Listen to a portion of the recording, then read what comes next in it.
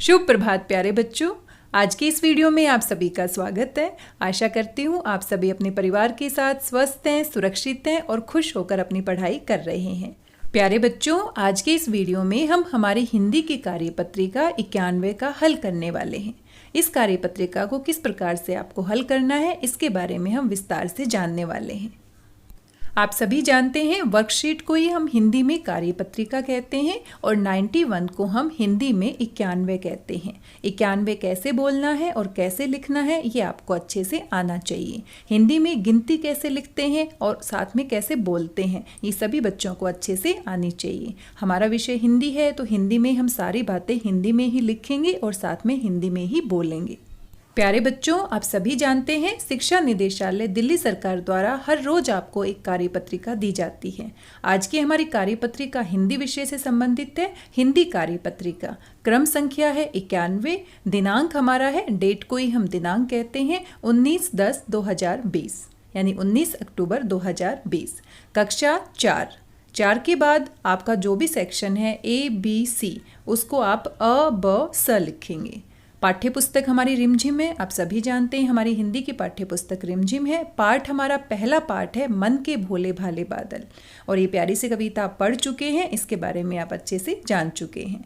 विद्यार्थी का नाम, यहाँ पर आप अपना नाम लिखेंगे। शिक्षक या शिक्षिका का नाम यानी यहाँ पर आप अपने हिंदी के अध्यापक या हिंदी की अध्यापिका का नाम लिखेंगे। प्यारे बच्चों, ये सभी जानकारी आपने अपनी कार्यपत्रिका को हल करने से पहले अपने हिंदी की कॉपी में सबसे ऊपर लिखना है। साथ में ये सभी जानकारी सिर्फ और सिर्फ आपने हिंदी में लिखनी है, अंग्रेजी के शब्दों का प्रयोग नहीं करना। जैसे कि आप वर्कशीट नहीं लिखेंगे, आप डेट नहीं लिखेंगे, आप लेसन नहीं लिखेंगे, आप क्लास नहीं लिखेंगे। इन सभी की जगह सिर्फ और सिर्फ हिंदी के शब्दों का प्रयोग करना है क्योंकि हमारी कार्यपत्रिका हिंदी की है। प्यारे बच्चों, आपने सभी जानकारी कुछ इस प्रकार से अपनी हिंदी की कॉपी में लिखना है। आप यहाँ पर देख सकते हैं स्नेहा बिष्ट ने सभी जानकारी हिंदी में लिखी है।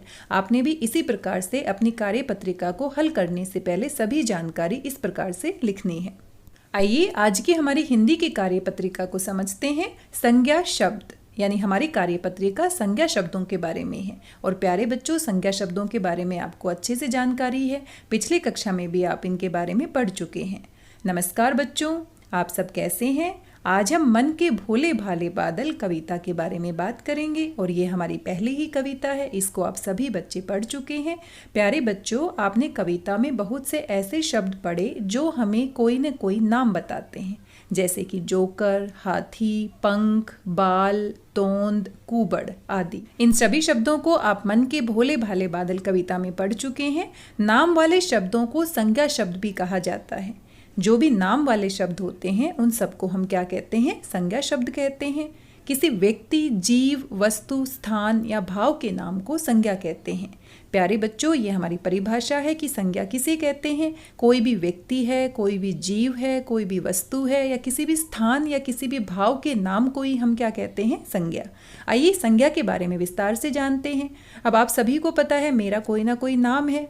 आप मुझे रेखा मैम बुलाते हैं और आप सभी प्यारे बच्चों का भी अपना नाम है। बिना नाम के यहाँ कोई भी व्यक्ति नहीं होता है और नाम से ही हमारी पहचान होती है। इसीलिए तो हम कहते हैं कि बड़े होकर अपने माता पिता का नाम रोशन करना, क्योंकि नाम से हमारी पहचान होती है। प्यारे बच्चों, नाम का बड़ा ही महत्व होता है। हम सभी का अपना कोई ना कोई नाम है और साथ में हम अपने आसपास जो भी वस्तुएं देखते हैं, जो भी जानवर देखते हैं, जीव जंतु देखते हैं और जो भी चीज़ें हम महसूस करते हैं उन सभी का हमने एक नाम दिया हुआ है। बिना नाम के हम बातचीत कर ही नहीं सकते हैं। कैसे हम समझाएंगे कि हम किसके बारे में बातें कर रहे हैं? प्यारे बच्चों, इस चित्र को ध्यान से देखिए। आप देख रहे हैं यहाँ पर हर वस्तु का, हर व्यक्ति का कोई ना कोई नाम है। अगर आपसे कुछ पूछा जाता है तो आप उसके नाम से बता सकते हैं। अगर मैं आपसे कहती हूँ कि पंखा कहाँ पर है तो आपको पता है ये जो ऊपर लगा हुआ है इसी को हम क्या कहते हैं? पंखा कहते हैं। अगर आपसे पूछा जाता है टीवी कहाँ पर है तो आपको पता है इसे टीवी कहते हैं। अलमारी कहाँ पर है, फ्रिज कहाँ पर है, कुत्ता कहाँ पर है। इन सभी चीज़ों के बारे में हम क्यों बता पा रहे हैं? क्योंकि इन सभी का कोई ना कोई नाम है और नाम की सहायता से ही हम इन सभी की पहचान करते हैं। हमारा भी अपना एक नाम है। सोचिए अगर किसी का कोई नाम नहीं होगा तो कितना मुश्किल हो जाएगा बातचीत करना। इसलिए हमारे आसपास जो कुछ भी दिखाई देता है उन सभी का एक नाम है। चाहे कोई व्यक्ति हो उसका भी कोई ना कोई नाम होगा, चाहे कोई वस्तु हो उसका भी कोई ना कोई नाम होगा, चाहे वो सजीव हो चाहे वो निर्जीव हो, किसी प्रकार की वस्तु है, किसी प्रकार का व्यक्ति है, किसी प्रकार के भाव हम महसूस करते हैं। कभी कभी हम हंसते हैं, कभी रोते हैं, कभी कोई चीज़ हमें मीठी लगती है, कभी कोई चीज़ हमें खट्टी लगती है। इन सभी चीज़ों को हम महसूस करते हैं तो इनका भी कोई ना कोई नाम हमने दिया है। इन्हीं नाम को ही हम क्या कहते हैं? संज्ञा कहते हैं। यानी नाम वाले शब्दों को ही हम क्या कहते हैं? संज्ञा कहते हैं। और नाम हम किस किस का देते हैं? किसी व्यक्ति का भी हो सकता है, जीव का भी हो सकता है, भाव का भी हो सकता है, स्थान का भी हो सकता है, जैसे कि दिल्ली, जैसे कि पंजाब, जैसे कि अमृतसर। तो हर स्थान का भी हमने नाम दिया है। इन सभी नाम वाले शब्दों को हम क्या कहते हैं? संज्ञा कहते हैं। आइए एक और चित्र देखते हैं। प्यारे बच्चों, क्या आप बता सकते हैं इस चित्र में आपको क्या क्या दिखाई दे रहा है? आप कैसे बताएंगे? क्योंकि आपको इनका नाम पता है। अगर आपको मान लीजिए इनका नाम नहीं पता तो आप किसी को कैसे बताएंगे कि क्या क्या देख पा रहे हैं आप? इसीलिए हमारे आसपास जो भी व्यक्ति, वस्तु, स्थान, भाव, जीव, जंतु जो भी हमें दिखाई देता है उन सभी का हमने क्या दे दिया है? नाम। और इन नाम वाले शब्दों को ही हम क्या कहते हैं? संज्ञा कहते हैं। आपने चित्र में क्या क्या देखा? बंदर को देखा, गिलहरी को देखा, हाथी भी हमारे चित्र में है, गाय भी है, मोर भी है, कुत्ता भी है, बिल्ली भी है, घास भी है, हड्डी भी है, केला भी है, चूहा भी है, गन्ना भी है, मूंगफली भी है और सांप भी है और पेड़ भी हमने देखा है। तो प्यारे बच्चों, इन सभी को हमने कोई ना कोई नाम दिया है और ये सभी शब्द क्या कहलाते हैं? संज्ञा शब्द कहलाते हैं। इस चित्र में आप देख पा रहे हैं व्यक्तियों के नाम। महात्मा गांधी जी का चित्र आप देख सकते हैं, महेंद्र सिंह धोनी का चित्र देख सकते हैं, अमिताभ बच्चन का चित्र देख सकते हैं और ये सभी व्यक्तियों के नाम हैं। पशु पक्षी और अन्य जीव जंतुओं के भी नाम होते हैं। सांप को आप देख सकते हैं, बिल्ली को आप देख सकते हैं और तितली को आप देख सकते हैं। इसी प्रकार से वस्तुओं के भी नाम होते हैं, भाव के भी नाम होते हैं। यहाँ पर आप वस्तुओं के नाम देख सकते हैं, घड़ी है, कार है, टीवी है। स्थान के भी नाम होते हैं, बिरला मंदिर को आप देख पा रहे हैं, ताजमहल को आप देख पा रहे हैं, सांची का स्तूप है, इसे भी आप देख पा रहे हैं।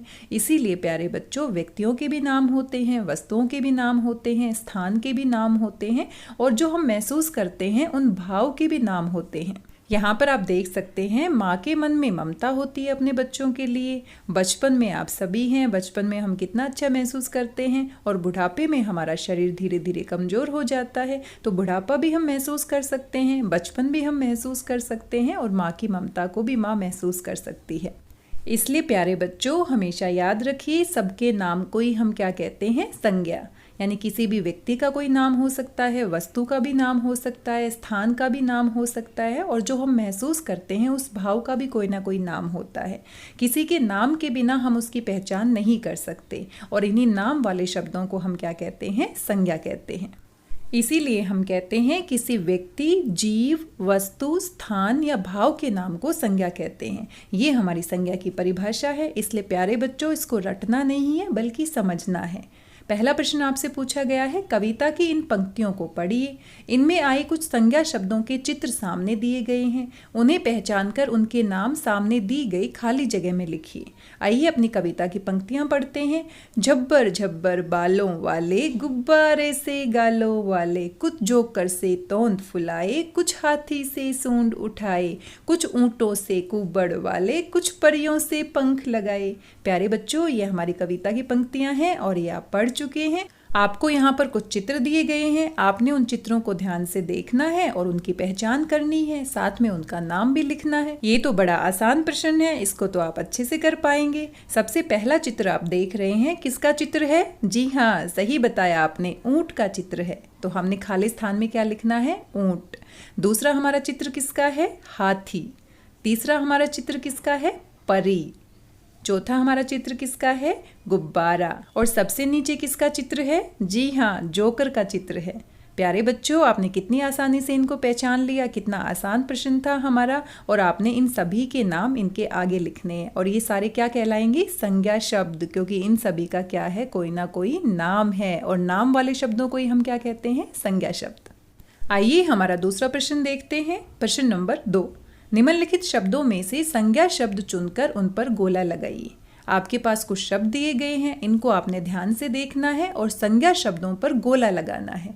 आपके पास शब्द हैं आलू, ताजमहल, खेलना, टोपी, सुनीता, पपीता, नाचना।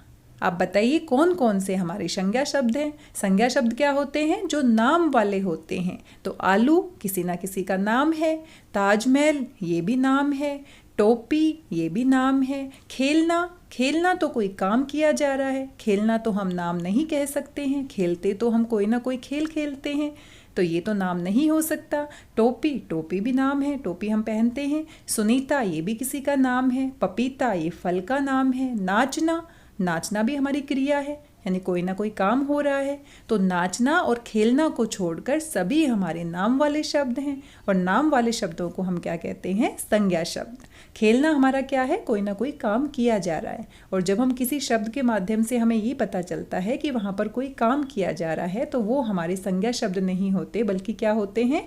जी हाँ, सही पहचाना आपने, क्रिया शब्द होते हैं। इनके बारे में भी आप पढ़ चुके हैं। यहाँ पर खेलना और नाचना क्रिया शब्द हैं, बाकी सभी हमारे क्या हैं? संज्ञा शब्द हैं। आइए प्रश्न नंबर 3 देखते हैं। प्रश्न 2 में आए संज्ञा शब्दों को वर्णमाला के क्रम के अनुसार नीचे दी गई तालिका में लिखिए। वर्णमाला का क्रम आप जानते हैं, जैसे हम वर्णमाला में पहले नंबर पर जो वर्ण पढ़ते हैं उसी के अनुसार आपने इन शब्दों को वर्णमाला के क्रम में सजाना है। प्यारे बच्चों, वर्णमाला तो आप सभी जानते हैं। सबसे पहले वर्णमाला में कौन सा वर्ण आता है आप एक बार देख सकते हैं। यहाँ पर जो पहले आएगा उसको हमें पहले सजाना है, जो बाद में आएगा उसको हमें बाद में सजाना है। प्रश्न नंबर 2 में हमारे संज्ञा शब्द हैं आलू, ताजमहल, टोपी, सुनीता और पपीता। खेलना और नाचना हमारे क्रिया शब्द हैं। अब इन शब्दों को हमने हिंदी वर्णमाला के क्रम के अनुसार सजाना है। तो आलू हमारा आ से शुरू होता है, ताजमहल हमारा त से शुरू होता है, टोपी हमारा ट से शुरू होता है, सुनीता हमारा स से शुरू होता है, और पपीता हमारा प से शुरू होता है। तो सबसे पहले हिंदी वर्णमाला में किसका नंबर आता है? आलू, आ से शुरू होता है आलू। दूसरे नंबर पर टोपी, तीसरे नंबर पर ताजमहल, फिर पपीता और फिर सुनीता। यानी सबसे पहले आ से शुरू होने वाला, फिर ट से शुरू होने वाला, फिर त से शुरू होने वाला, फिर प से शुरू होने वाला, और अंत में हमारा स से शुरू होने वाला सुनीता शब्द आता है। इनको आपने इसी क्रम में सजाना है। आलू, टोपी, ताजमहल, पपीता और सुनीता। आगे है शिक्षक शिक्षिका के लिए अनुदेश, यानी अध्यापक और अध्यापिका के लिए कुछ अनुदेश दिए गए हैं। बच्चों के साथ गतिविधि के बारे में आवश्यकता अनुसार बात करें। तो हम आवश्यकता अनुसार बातचीत कर चुके हैं कि संज्ञा शब्द क्या होते हैं और कैसे हमें अपने प्रश्नों को हल करना है। अभिभावकों के लिए सुझाव। अभिभावक किनको हम कहते हैं? माता पिता या पेरेंट्स को हिंदी में हम क्या कहते हैं? अभिभावक। प्यारे बच्चों, ये सुझाव आपके माता पिता के लिए हैं। आप अपने माता पिता को जरूर ये वीडियो दिखाएं। बच्चों के साथ घर के सामान व व्यक्तियों के बारे में बातचीत करते हुए उनका ध्यान इन वस्तुओं व व्यक्तियों के नाम की ओर दिलाएं। वे बताइए कि ये सभी नाम संज्ञा शब्द कहलाते हैं। बच्चों के साथ नाम, वस्तु, जगह, भाव का पर्ची वाला खेल भी खेला जा सकता है। प्यारे बच्चों, ये सभी आपके माता पिता के लिए सुझाव हैं और आप सभी समझदार हैं। आपको अपने घर में जो भी सामान दिखाई देता है, जो भी व्यक्ति दिखाई देता है, जो भी आप महसूस करते हैं, उन सभी के नाम बताइए, और ये सभी नाम वाले शब्द ही क्या होंगे? संज्ञा शब्द। साथ ही आप अपने परिवार के सदस्यों के साथ, अपने भाई बहन के साथ पर्ची वाला खेल भी खेल सकते हैं। पर्ची वाला खेल खेलने के लिए आप अनेक पर्चियां बना लीजिए। पर्चियों के अंदर आप नाम लिख लीजिए, और नाम लिखने के बाद आप पर्चियों को उछालते हैं, और उछालने के बाद जो भी पर्ची आपके पास आती है तो उसका नाम पढ़ के आपको बताना है क्या ये किसी व्यक्ति का नाम है, या किसी वस्तु का नाम है, या किसी स्थान का नाम है, या किसी भाव का नाम है। यानी अलग अलग पर्चियों पे आपने अलग अलग नाम लिखने हैं। जब पर्ची आप उछालते हैं तो जिसके पास जो पर्ची आती है उसका नाम पढ़ने के बाद आपने बताना है क्या ये किसी व्यक्ति का नाम था, या किसी वस्तु का नाम था, या किसी जगह का नाम था, या किसी भाव का नाम था। इस तरह से आप इस खेल को खेल सकते हैं। प्यारे बच्चों, कोविड-19 के दौरान आपसे इस व्यवहार की अपेक्षा की जाती है कि आप ये व्यवहार करेंगे। अपने हाथों को साबुन व पानी से नियमित रूप से धोएं। हम सभी अच्छे से जानते हैं हमारे हाथों पर अनेक प्रकार के रोगाणु और कीटाणु होते हैं। जब हम खाना खाते हैं या फिर अपने हाथों से अपने मुंह को छूते हैं, नाक को छूते हैं, तो सारे रोगाणु और कीटाणु हमारे शरीर के अंदर प्रवेश कर जाते हैं और हमें बीमार कर देते हैं। इसीलिए अपने हाथों को बार बार रोगाणुओं से मुक्त करना यानी उनको अच्छे से धोना बहुत जरूरी है। प्यारे बच्चों, इसीलिए अपने हाथ बार बार साफ करते रहिए, उनको अच्छे से साबुन से और पानी से धोते रहिए और डटकर कोरोना महामारी का मुकाबला करते रहिए। इसी प्रकार से हम अपना ध्यान रखेंगे और साथ में सभी नियमों का पालन करेंगे तो एक दिन जल्दी ही इस महामारी को मिलकर हम हरा देंगे। आज के इस वीडियो में बस इतना ही। आशा करती हूँ आपको आज की हिंदी की कार्यपत्रिका समझ में आई होगी और समझने के बाद आप सभी प्रश्नों का हल करेंगे और हल करने के बाद मेरे साथ साझा करेंगे।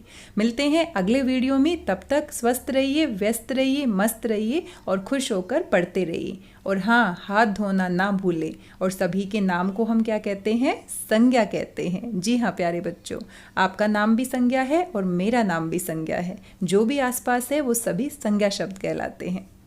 मिलते हैं अगले वीडियो में एक नई हिंदी की कार्यपत्रिका के साथ। धन्यवाद, बहुत बहुत धन्यवाद।